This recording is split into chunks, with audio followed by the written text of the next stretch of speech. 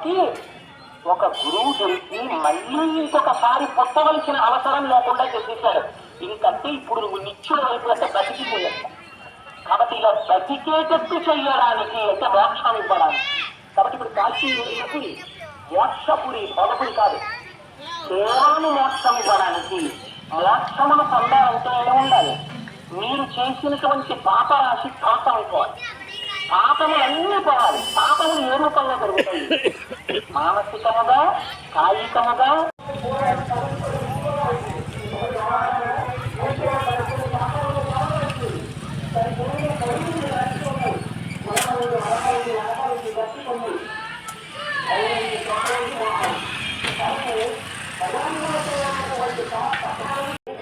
అమ్మవారు ఎర్రగా, అయ్యవారు తెల్లగా అర్ధనారీశ్వర స్వరూపం.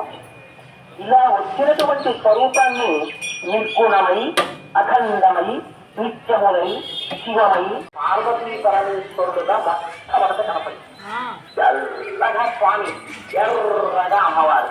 అక్కడ ఎక్కడ ప్రస్తుత క్రమాన్ని ప్రారంభం చేశాడో అలా ప్రారంభమైనటువంటి ప్రదేశములకు సకాలము చేరుకుంటారు. మళ్ళీ ఉపాసన చేసి ఈశ్వరుడు కన్నా భిన్నమన్నారో ఆ ఈశ్వరుడు చేరుకుంటా. సముద్రమందు పుట్టినటువంటి జగత